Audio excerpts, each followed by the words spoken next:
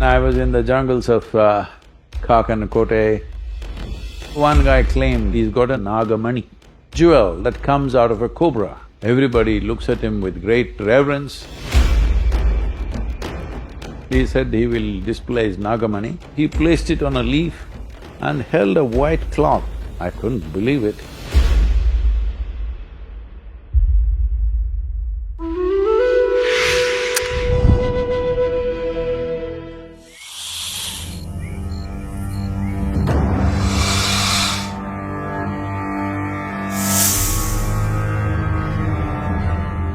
So, in almost every culture across the world, snake or the sacred serpent is always venerated as a source of insight, as a key to many aspects of life. While even biologists or zoologists, to be specific, also have some incredible facts about snakes, which have been largely ignored. For example, even now it is recognized that many sea snakes or certain sea snakes, even today, possess what is called as a pineal foramen, that is, it has a hole in its forehead. And there are light sensors, so it's called the pineal eye. Largely till recently, I think it was believed that this pineal eye went into extinction almost 100 million years ago.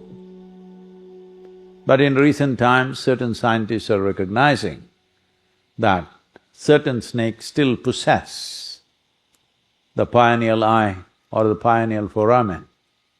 Foramen literally means, in Latin, just a hole in this head.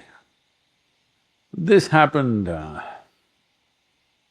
when I was maybe 21, 22 years of age, and I was in the jungles of Kote, thick jungles, tiger country, king cobra country. There I was with these tribals and walking in the forest for days on end. So one guy claimed he has what is called as a Nagamani. Many people of Indian origin might have heard of this.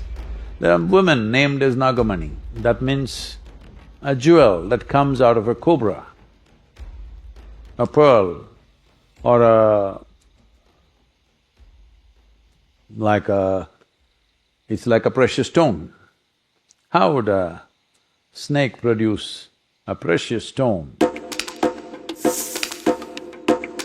When a cobra ages, particularly the brown cobra of the southern Indian origin, particularly there, because this is where I've noticed, when it ages, as it starts finding,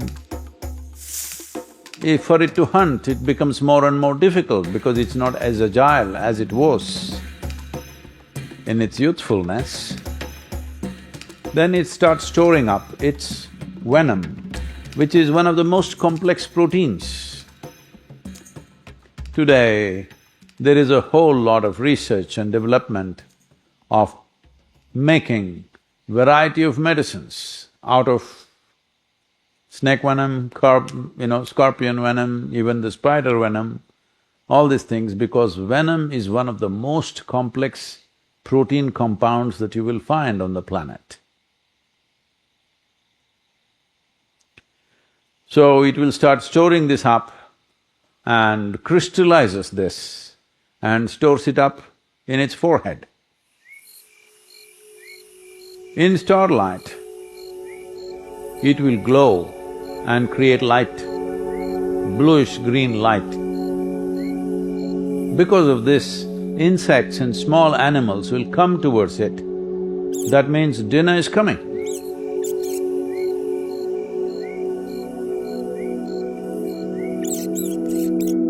Normally a snake eats once in 12 to 14 days, but as it ages, it starts increasing this to 16 to 24 days. Much later, up to 32 days, it won't eat. So it just sits in one place and glows in the night. And insects, large insects and smaller animals like mice and other things move towards the light, and then he gets himself nourished. This is something that is known, it is very much in the lore in India. So this Nagamani is a very sought-after thing, that people want to get the jewel out of the snake. So today, unfortunately, for commercial reasons, people are catching snakes and trying to pull it out of its forehead. But if you pull it out of the snake's head, it will be an immature stone, if you can call it a stone, because it's a crystal. And that will be of no use. And above all, it's snake's property, it's not yours. But over a period of time, the snake will shed this. So if you go and search in spaces where snakes have nested, you may find one. So when I was with these tribals, one guy was being looked up to like anything. He was a young man, maybe around just over 30 years of age, and that guy, everybody looks at him with great reverence. I said, what is this guy so special about? They said, he's got a Nagamani. I've heard this plenty of times. At that time, I'm a super skeptic. Unless I see it, I won't believe it. I said, rubbish, show it to me. So he showed me in the day. It looked like a small pebble, almost opaque, black in color, bluish-black in color. I said, what about it? He said, no, you come in the night, I'll show you. We were actually camping in the jungle because it was… it's elephant country and also buffalo. Of course tiger, but tigers also eat only once in 15 days, so it's okay. But elephants don't walk upon people once in 15 days. So we had fires like this going.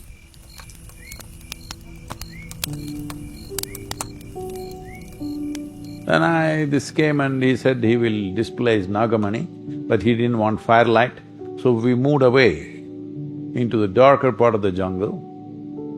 There was hardly any starlight, very little. So he placed it on a leaf and held a white cloth, a thin white cloth. I couldn't believe it. It was glowing like, just about the same as the center of the peacock's feather, that greenish-blue color, bright and clear. If you remove the cloth and look at it, it's just a black pebble. If you place the cloth over it, it's greenish-blue thing. He said he scavenged some snake's nest and he found it, and he doesn't want to give it to anybody because it's going to make him the king of India. Because that's always been the belief, if you get Nagamani, you will become the king, you will become prosperous, you will become powerful, you will become everything. I do not know what has happened to him since then, but one thing is, people say if you keep it on your body, a snake will never bite you. That could be possible, because I've seen people demonstrating this. And well, they've very early in my life they have bit me, but after that they have never bit me, though they had many chances, they never did. Maybe I got… Do you see? Another thing is, because it has, the ancient manifestation which was light-sensitive foramen or pineal eye, it is not that developed now, but still there are photosensitive cells within, but when it creates the crystal, the crystal refracts and it's able to see things which are not physical in nature. This is why they see the energy of a human being, and when they see the energy is very overflowingly effulgent or exuberant, they move in that direction naturally. because they are seeing something more than the physical. Cobra is the only creature that it can see the element Akash or Akasha during daytime. However evolved a yogi you are, during the day, it's very hard to see, very, very rare. When certain changes are happening, during solstices and equinoxes you may, but on a general day it's very hard, only when there is no light you can see. But cobra is that one creature which sees that. So wherever people sought mysticism, wherever people had deeper experiences of life, there the snake image was always there. And within the human body, there is something called as a reptilian brain. This is what is relevant to us. The reptilian brain controls the vital functions such as heartbeat, respiration, temperature and balance in the system. Your body becomes reliable if your reptilian brain is all that you access, but it becomes rigid and compulsive.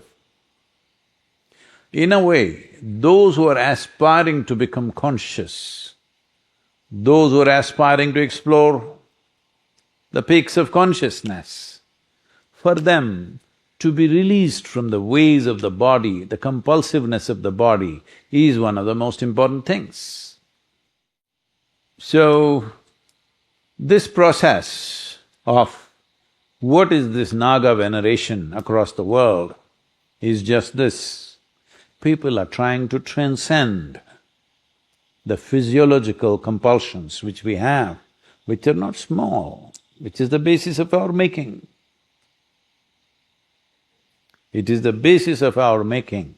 All the physiological compulsions of breath, which you must, food, hunger, reproductive aspects of life, everything are vital aspects of life without which you cannot exist. When I say you cannot exist, you can overcome a few things. Instead of eating 5 times a day, you can eat once a day or twice a day. Instead of sleeping 8 hours, you can slowly sleep 3 hours a day. You can do those things. But you are here only because somebody else had a compulsion. You call them your parents. Only because they had their compulsions, you and me are here. So these compulsions are managed by the reptilian brain. Suppose reptilian brain got little, what to say, dispassionate, suddenly it'll go away. So, yoga has 2 different ways to approach life. One is to subdue the reptilian brain, another is to transcend the reptilian brain. If you subdue, life works one way. If you transcend, life works in a different way. But if you are rooted in the reptilian brain, you will be just a body. You think you have a brain, but it's okay, that is the reptilian brain. So if you transcend, then this pineal foramen begins to function even with you. I'm meaning to say, if you don't use your venom on a daily basis, it'll all gather and crystallize and you will glow. But I think you're spilling it out on a daily basis.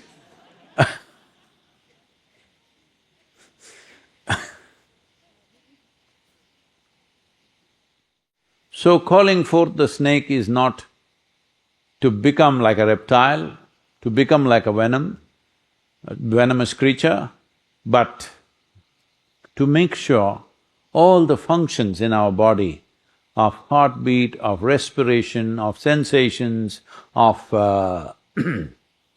locomotion, balance, all these things are related to the reptilian brain. We want all these things to happen effortlessly so that our life can be focused on something more profound or of a higher nature. Otherwise, body will keep you grounded to limited things. So, the idea is to use this nature of the serpent to not only allow us to transcend our physical body, but also to transport us to places and perceptions that are beyond us right now. With a pineal eye,